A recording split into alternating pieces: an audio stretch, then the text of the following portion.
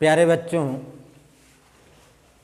कक्षा 10 सामाजिक विज्ञान, जैसा कि इसमें 4 विषय जो हैं उनमें इतिहास, नागरिक शास्त्र ये लगभग पूरा हो चुका है। अगर देखा जाए तो आर्थिक विकास में 2 चैप्टर अभी बाकी है। उनमें से एक चैप्टर जो शेष है वह है उपभोक्ता अधिकार।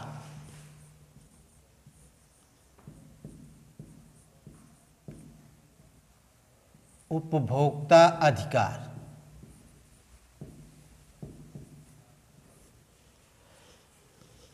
उपभोक्ता अधिकार है क्या? उपभोक्ता कहते किसे हैं? उपभोक्ता है कौन? तो अगर सरल शब्दों में देखा जाए, उपभोक्ता कौन है? जो भी व्यक्ति किसी दुकान पर अथवा किसी कंपनी से जो भी सामान, जो भी उसका प्रोडक्ट यदि वह पैसा दे करके खरीदता है तो वह व्यक्ति उस दुकानदार का उपभोक्ता कहलाएगा। यानी उपभोक्ता किसे कहते हैं?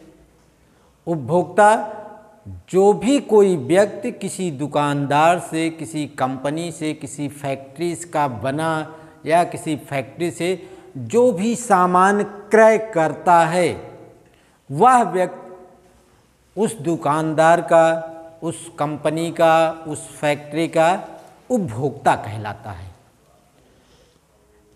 उपभोक्ता अधिकार, उपभोक्ता अधिकार क्या है? यानी उपभोक्ताओं के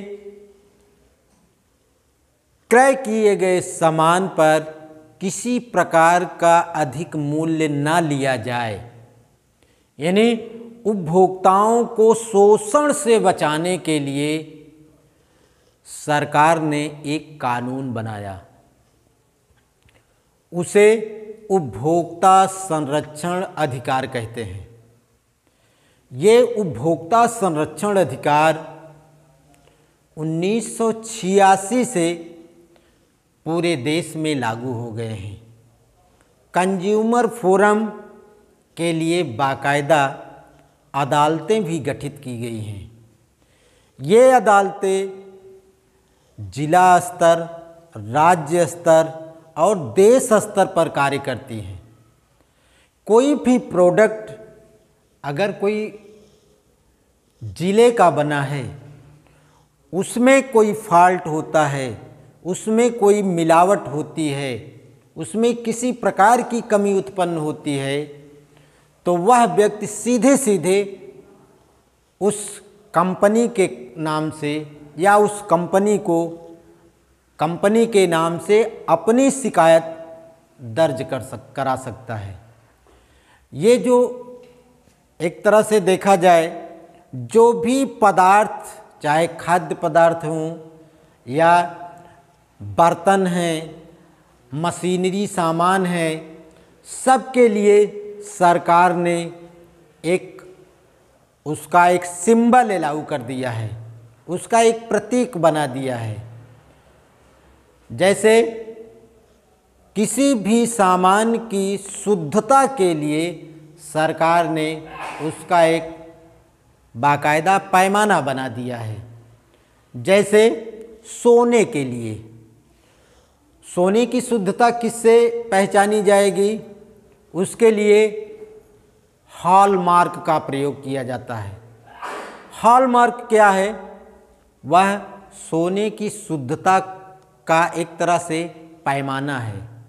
सोना शुद्ध है कि नहीं है, ये हॉलमार्क का चिन्ह उस पर बना है कि नहीं बना है, ये देख करके ही जो कंज्यूमर है उस सामान का क्रय करे। अदरवाइज इससे भिन्न कोई चीज़ बना है तो उसकी शुद्धता पर विश्वास नहीं किया जा सकता है। इसी तरह से जो हॉलमार्क, ये जो हॉलमार्क है ये सोने की शुद्धता के लिए है। उसके बाद है एगमार्ग। एगमार्ग क्या है? एगमार्ग जो खाद्य पदार्थ हैं, जैसे तेल है, घी है, चीनी है और भी अन्य चीज़ें हैं, खाद्य पदार्थ, इसकी शुद्धता के लिए सरकार ने एगमार्ग को निर्धारित किया है। और इसी के साथ साथ एक और भी सिंबल अलाउ किया है सरकार ने, ISI, यानी ये कंपनियों में बने जैसे बर्तनों के लिए या किसी मशीनरी के पुर्जे के लिए इसका ISI का प्रयोग किया जाता है। ISI ये उस सामान की शुद्धता की पैमाइश के लिए बनाया गया है। जैसे हॉकिंस प्रेशर कुकर है, ये ISI है। प्रेस्टीज प्रेशर कुकर है, ISI है।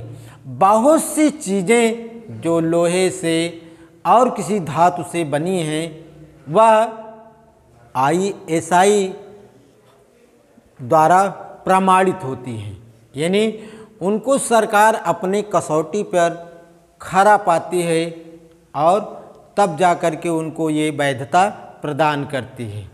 भारत में 2005 में सूचना का अधिकार एक नया बिल पास किया है। उसमें सूचना का अधिकार RTI, जिसमें कोई भी व्यक्ति किसी भी विभाग से RTI के माध्यम से उसकी जानकारी प्राप्त कर सकता है। यहाँ उपभोक्ता फोरम जो है, जो उपभोक्ता हैं उनकी सुरक्षा के लिए, उनका किसी प्रकार का भी शोषण न हो, इससे बचने के लिए जो अदालतें गठित की गई हैं उसमें क्या है, जैसे जिला स्तर पर जो अदालतें गठित की गई है कंज्यूमर फोरम से संबंधित, इसमें 20 लाख तक के मुकदमे वह सुन सकती है, उसका निपटारा कर सकती है। जो जिला स्तरीय अदालतें होती हैं उनको 20 लाख तक के मुकदमे सुनने का राइट है। इतने राशि के मुकदमे ये जिला न्यायालय जो होती हैं वह सुन सकते हैं। इसके ऊपर राज्य स्तरीय अदालतें जो होती हैं वह 20 लाख से लेकर के 1 करोड़ के बीच के, मतलब 1 करोड़ के बीच 1 करोड़ तक रुपए का वो मुकदमा सुन सकती हैं, उसका डिसीजन दे सकती हैं, उसका जजमेंट कर सकती हैं। तो जो राज्य स्तरीय हैं वह 20 लाख से लेकर के 1 करोड़ तक के रुपए का मुकदमा सुनती हैं। उसके बाद देश स्तरीय, जो देश स्तरीय अदालतें होती हैं वह 1 करोड़ के ऊपर के मुकदमे सुनती हैं और उसका जजमेंट करती हैं। आज आप सबको बस इतना ही, इसका शेष भाग में और आपको कल बताऊंगा। आप इसको समझते रहिए, जहाँ न समझ में आए विद्यालय आकर के संपर्क करिए, उसका समाधान किया जाएगा। धन्यवाद।